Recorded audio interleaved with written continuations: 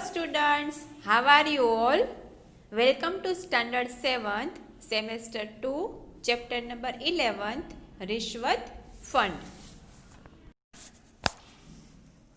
रिश्वत फंड एक एकांकी प्रकार है। इस एकांकी के माध्यम से सरकारी प्रणाली पर व्यंग किया गया है। लेखक कहते हैं कि प्रत्येक मनुष्य संपन्न होता है क्योंकि उसके पास शरीर के रूप में एक भवन, दांतों के रूप में 32 नौकर तथा 5 इंद्रियां होती है और इंद्रियों के रूप में 5 सेविकाएं होती है। ये सभी नौकर निस्वार्थ भाव से हमारा कार्य करते हैं, लेकिन जब मनुष्य बूढ़ा हो जाता है तब ये सभी नौकर साथ छोड़कर चले जाते हैं, क्योंकि उस समय वही मनुष्य गरीब हो जाता है। बूढ़े मनुष्य का इस समाज में रहना बहुत ही मुश्किल होता है। उसे पेंशन के लिए इधर उधर भटकना पड़ता है और बिना रिश्वत कोई काम नहीं होता है। इस एकांकी रिश्वत फंड के मुख्य पात्र है एक बूढ़ा व्यक्ति और कई सारे बालक। स्टूडेंट्स, पहले 2 पार्ट में हमने इस एकांकी में क्या देखा वो ज़रा रिवाइज कर ले। पहले पार्ट में हमने देखा कि पात्र परिचय करवाया गया, यानी कि इस एकांकी में कौन कौन है। एक बूढ़े बाबा, यानी कि एक बूढ़ा व्यक्ति का पूरा डिस्क्रिप्शन, मतलब वो कैसा दिखता है, उसने कैसे कपड़े पहने हैं और वो कहाँ जा रहे हैं, वो सब हमें बताया गया है। और कई सारे बालक, कितने बालक हैं और वो क्या कर रहे हैं और कहाँ पर क्या कर रहे हैं, वो हमें बताया गया है। और बूढ़े बाबा को सड़क के किनारे जाते देखकर वो सभी बच्चों के कैसे और किस प्रकार के प्रश्न बाबा के लिए थे वो हमने देखा। बाबा सड़क के किनारे लाठी टेकते हुए जा रहे थे, तो उनको जाते देखकर सभी बालक जो खेल रहे थे खेल के मैदान में, वो मैदान छोड़कर बाबा के पास आए, उनका रास्ता रोका और उनके कई प्रकार के प्रश्नों को पूछने लगे और उनके प्रश्नों के जवाब बाबा के पास से मांगने लगे। तभी बाबा अपने हिसाब से उन बच्चों को किस तरह के प्रश्नों के जवाब दे रहे थे, किस तरह के प्रश्न पूछे जा रहे थे और उस प्रश्न के मुताबिक बाबा ने किस प्रकार से आंसर दिए, उत्तर दिए, वो हमने देखा। अब तक बाबा ने बच्चों के सामने 32 नौकर और शानदार भवन का रहस्य तो खोला, लेकिन ये 5 सेविकाएं कौन थी वो बच्चे जानना चाहते थे। तो अब आगे देखते हैं। बूढ़े बाबा ने कहा, हाँ, उनकी बात भी सुन लो। वे जो 5 सेविकाएं थी वे दुबली हो गई है, ठीक से मेरी सेवा नहीं कर पा रही है। एक बालक बोला, पर वे है कहाँ? बाबा ने बताया कि 32 नौकर और शानदार भवन का तो मैंने आपको रहस्य बताया, लेकिन बच्चों में अभी उत्सुकता थी कि आपने जो 5 सेविकाएं बताई है वो कौन थी और अब वो कहाँ है। तो बाबा ने कहा कि अब वो दुबली पतली हो गई है और ठीक से मेरी सेवा भी नहीं कर पा रही है। तभी एक बालक बोला, अभी वे कहाँ है? बूढ़े व्यक्ति ने कहा, ये सेविकाएं इंद्रियों के रूप में सभी के पास होती है, जैसे कि आँख, नाक, कान, जीभ आदि।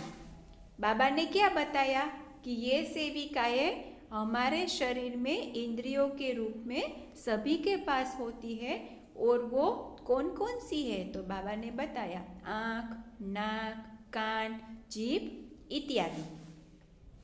बुढ़ापे के कारण अब ये कमज़ोर हो गई है। जब तक ये मेरे पास थी मैं बड़ा संपन्न आदमी था, पर अब, ऐसा कहकर बाबा रुक जाते हैं। बाबा ने कहा कि जब कोई भी इंसान बूढ़ा हो जाता है ना, तब वो कमज़ोर हो जाता है। तब समय तब वे इंद्रियां भी काम करना बंद हो जाती है, यानी वो भी कमज़ोर हो जाती है। तो जो पहले हमें काम में आती थी और काम करती थी, उस प्रकार वो अभी काम में नहीं आती है। एक बालक ने कहा, बाबा ने ठीक कहा, बिल्कुल ठीक कहा बाबा ने। दूसरा बालक बोला, यह बाबा तो बड़ा विद्वान लगता है यार। वो सभी आपस में बातचीत करने लगे कि ये बाबा तो बड़े ही विद्वान लग रहे हैं। तभी बूढ़े बाबा ने कहा, हाँ बेटा, याद रखो, जिसके पास शरीर के रूप में एक भवन, दांतों के रूप में 32 नौकर और इंद्रियों के रूप में 5 सेविकाएं हो, वह दरिद्र नहीं होता। बूढ़े बाबा ने बच्चों से क्या कहा कि हाँ, जिसके पास शरीर के रूप में भवन, यानी कि भगवान ने अच्छा सा शरीर दिया हो, दांतों के रूप में 32 नौकर, अगर हमारे मुंह में दांत नहीं होते तो हम खाना किस प्रकार खाते, और अगर हम खाना नहीं खा पाते तो हमारा शरीर कैसे चलता। और इंद्रियों के रूप में 5 सेविकाएं, ऊपर जिस तरह बताया है कि आँख, नाक, कान, जीभ इत्यादि, ये इंद्रियों के रूप में सेविकाएं हैं। तो अगर ये भी हमारे पास नहीं होती तो हम क्या करते।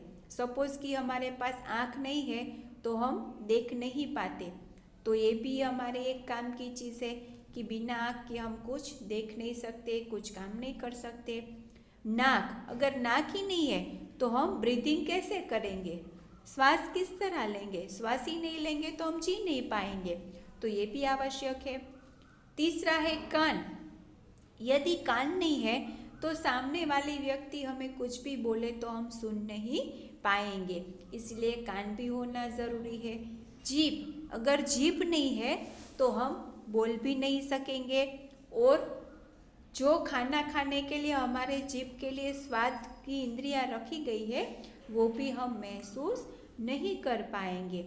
इसीलिए हमारे शरीर में ये सब इंद्रियां होना ज़रूरी है, और ज़रूरी भी है कि वो अच्छी तरह से काम भी करे। सब बच्चे बूढ़े की प्रशंसा में तालियां बजाते हैं। सब बच्चे प्रसन्न हो गए, मतलब वो खुशी खुशी हो गए, तो वो सब तालियां बजाने लगे। उसमें से एक बालक बोला, पर बाबा, इस दरिद्रता की हालत में तुम कहाँ जा रहे हो। फिर से उनके दिमाग में एक प्रश्न आया और बोला कि वो सब तो ठीक है, लेकिन आप दरिद्रता मतलब कि आपको देखकर ऐसा लगता है कि आप बहुत ही गरीब हो, आपके पास कुछ भी नहीं है, कुछ भी पैसा लगता धन दौलत नहीं है, तो इस हालत में आप कहाँ जा रहे हो। भिक्षा तो तुम लेते नहीं हो, फिर भिक्षा तो नहीं लेते, क्योंकि फर्स्ट पार्ट में हमने देखा था कि एक बालक ने बाबा से पूछा कि बाबा, अगर आप भीख मांगने के लिए जा रहे हो तो मेरी मम्मी ने मुझे कुछ रुपए दिए हैं, वो मैं आपको दे दूँ, आपको भीख मांगने की ज़रूरत नहीं है। तो बच्चों ने क्या कहा कि आप भिक्षा तो लेते नहीं हो, भीख तो मांगते नहीं हो, तो जा कहाँ रहे हो। तभी बूढ़े व्यक्ति ने कहा, सुना है नगर समाज कल्याण मंत्री आया हुआ है। तो बाबा ने क्या जवाब दिया कि सुना है कि हमारे नगर में, यानी कि हमारे शहर में समाज कल्याण मंत्री आए हुए हैं। बालक ने कहा, हाँ हाँ बाबा आए हैं, डाक बंगले में ठहरे हैं, पर उनसे क्या मदद लोगे। ये बात बच्चों को भी पता थी कि हमारे शहर में समाज कल्याण मंत्री आए हुए हैं और वो कहाँ ठहरे हैं। तो बच्चों ने बाबा से पूछा, तो आप उनसे क्या मदद लेना चाहोगे। तभी बूढ़े व्यक्ति ने कहा, मदद की बात नहीं है बालक, वह मेरा बेटा है। बाबा ने क्या कहा, मुझे उससे कुछ मदद नहीं चाहिए, लेकिन वो मेरा बेटा है। दूसरा बालक आश्चर्य से, तुम्हारा बेटा, क्यों झूठ बोलते हो बाबा। तो दूसरे बालक ने क्या कहा, बहुत आश्चर्य होकर, कि तुम्हारा बेटा, ये कैसे हो सकता है बाबा, आप क्यों झूठ बोल रहे हो। यदि मंत्री होता तुम्हारा बेटा तो तुम इस तरह सड़क पर मारे मारे फिरते। सही बात है, अगर आपका बेटा मंत्री है, अगर कोई अच्छी पोस्ट पर है, तो उसके माता पिता इस तरह थोड़ी ना मारे मारे फिरते। तो बच्चों के मन में भी आश्चर्य हुआ कि अगर आपके बेटे मंत्री है तो आप इस तरह सड़क पर क्यों फिर रहे हो। बूढ़े व्यक्ति ने कहा, सच कहता हूँ बच्चों, वह मंत्री मेरा बेटा है। तो बाबा ने क्या कहा कि बच्चों, मैं झूठ नहीं बोल रहा हूँ, मैं सच कह रहा हूँ कि वो जो मंत्री है वो मेरा बेटा है। कई बच्चे एक साथ बोल उठे, फिर दूर की हाँक रहा है बाबा, कहाँ मंत्री, कहाँ ये फटे हाल कपड़े। तो सभी बच्चों के मन में क्या होता है कि ये बाबा कैसी बात कर रहा है, ये तो बातें फेंक रहा है कि कहाँ मंत्री, मंत्री उसका बेटा होता तो बाबा ऐसी हालत में थोड़ी होते कि फटे हाल कपड़े, रहने के लिए जगह नहीं, खाने के लिए कुछ खाना नहीं, और हमें कह रहा है कि ये मंत्री जो आया है वो मेरा बेटा है। सब बच्चे ठहाका मारकर हंसने लगते हैं। बूढ़े व्यक्ति ने कहा, हंसी की बात नहीं है बच्चों, सचमुच मंत्री मेरा बेटा है। बाबा ने फिर से कहा कि बच्चों, ये हंसने की बात नहीं है, ये जो मंत्री है वो सचमुच मेरा बेटा है। एक बालक बोला, लगता है बाबा बिल्कुल सठिया गया है। सठिया गया है का मतलब है कि 50-55 साल की उम्र हो जाती है ना, उसके बाद जो व्यक्ति बूढ़े हो जाते हैं उनका दिमाग काम करना बंद हो जाता है, मतलब उसकी सोच छोटे बच्चे जैसी हो जाती है। कि छोटा बच्चा कैसा है, ना समझ, उसको कुछ पता नहीं चलता है कि सही है गलत है, उसको जो चीज़ चाहिए वो चाहिए, किसी बात के लिए वो जिद करने लगता है। ऐसा ही जब आदमी बूढ़ा होता है ना, तब उसके साथ होता है, खासकर 60 साल की उम्र के आसपास वो व्यक्ति ऐसा हो जाता है कि उसको सही गलत का कुछ पता नहीं रहता है, अपनी बात पर अड़े रहते हैं, खामोखा ऐसी कई बातें होती है जिसमें कोई तथ्य ही नहीं होता है, ऐसी बात को वो बताते कि नहीं यही सही है, यही सही है, भले वो सही नहीं हो तो उसको सठिया गया बोलते हैं। तो बच्चों ने क्या कहा कि ये बाबा भी सठिया गया है, मतलब कि उसकी उम्र हो गई है तो उसको कुछ बोलने की दिमाग में कुछ पता नहीं चल रहा है कि वो क्या बोल रहे हैं। बूढ़े व्यक्ति ने कहा, सारी अकल की बात होती बच्चों तो लगता है तुम जैसे पहले मेरी नहीं समझ पा रहे थे, यह बात भी नहीं समझ रहे हो। बाबा ने क्या कहा कि ये अक्ल की बात होती तो मुझे लगता है कि आप लोगों ने जिस तरह मेरी पहली बात भी नहीं समझ रहे थे ना, उसी तरह ये बात भी आप नहीं समझ पा रहे हो। एक बालक बोला, अच्छा बताओ मंत्री तुम्हारा बेटा कैसे हुआ।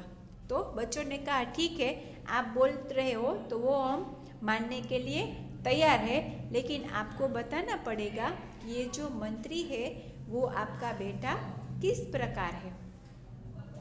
बूढ़े व्यक्ति ने बोला, देखो बच्चों, जैसा तुम्हारे माता पिता तुम्हारा पालन पोषण करते हैं, तुम्हें बड़ा बनाते हैं, वैसे ही हम जनता के लोग चुनाव जीताकर फकीर को वजीर बना देते हैं कि नहीं, तब वह हमारा बेटा हुआ या नहीं।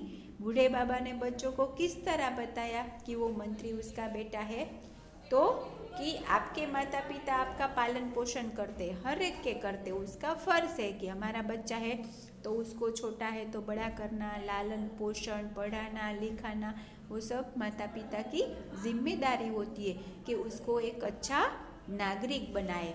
उसी तरह बाबा बोलते हैं कि जब हमारे एरिया में, हमारे नगर में, हमारे देश में जब भी चुनाव आता है यानी कि इलेक्शन आता है, तब हम जिसको वोट देकर, जिसको मतदान देकर इलेक्शन जितवाते हैं यानी कि चुनाव में उसको हम जिता देते हैं, वो हमारा बेटा हुआ कि नहीं, क्योंकि उसको हमने चुना है, तो इस तरह वो हमारा बेटा हुआ।